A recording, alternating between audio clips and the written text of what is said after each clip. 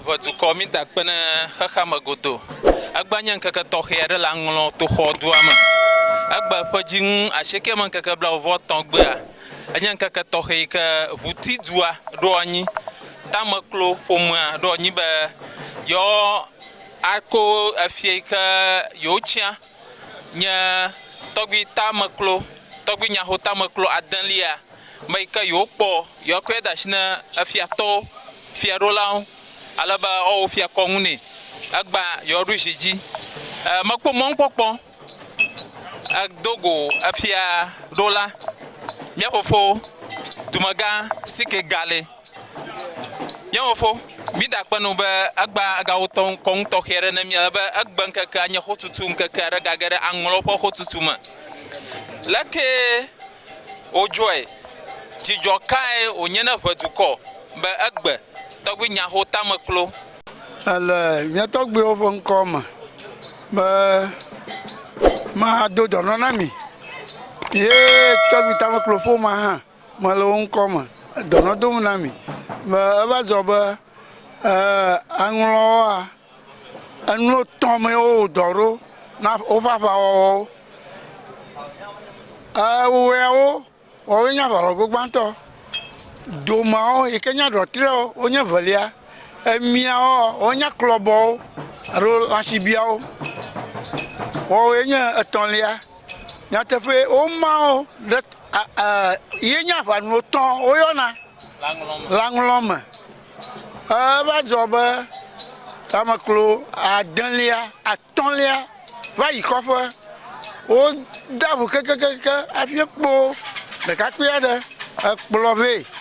Ke wo kplɔe vɛa, wotsɔe fia efiagãwo. Woda asi ɖe edzi be ne woɖui. Gbadada esri wo ɖe gbe be ne woɖui ezi dzi.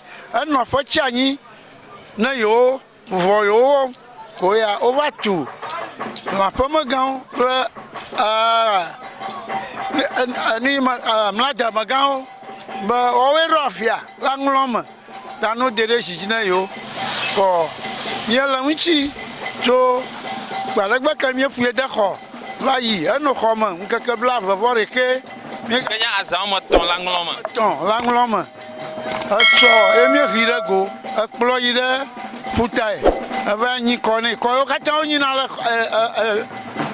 efiagble me kɔ míewoe nɛ. Fifia míekplɔe va aƒe me. Eva zu fia blibo ŋutɔ. Egaxɔ me nɔ ge kɔsila ɖeka ado. Ne doa hafi wòava yɔ wotɔwo katã tso ɖokui afia wo le aʋanutɔ ƒe ŋkɔ me wòanye azãwo ɖu. Kɔ dzidzɔ blibo eva ne dua katã. Eva ne dua katã. Aŋlɔgã kple nutomewo katã wo dzidzɔ kpɔm be yewo kpɔ tameklo adelia o yewo kplɔ ge lo. Aʋaŋgɔ fia wonye nenema. Akpe mi da kpe emenye mía fofo dumegã Sike Gale. Ye nye efiaɖola ƒe ŋgɔgbetɔ le aŋlɔ to xɔ dua me. Ne enye fia be ye nye fia le aŋlɔ nyigba dzi ye mewɔ kɔŋu na woa ke menye fia o.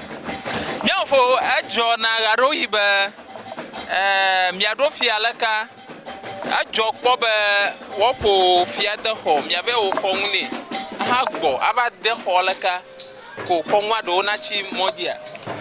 Edzɔna efiagble ma toƒo li. Ne metui o kɔ ke woaƒo ade xɔ womeɖo ge o. Egɔme nye meto emɔwo dzi o. Mɔwo dzi totoa ye nye eye wotsã ƒoma na yi ɖe traditional council ana traditional council na nya. Traditional council na tso fɔm na wo file fia ƒomeviwo nye ɖom ne le fiagãwo fiaviwo woasi yeƒe agbalẽ ye wona ge ne wona wo vɔ etsɔ ge yi ɖe aʋadada gbɔe. Aʋadada na da asi ete. Ne aʋadada da asi etea ke eɖe mɔ be woaɖo kɔnua na yi dzi kɔ woto mɔmɔwo katã. Tɔgbe sinia woasie le me.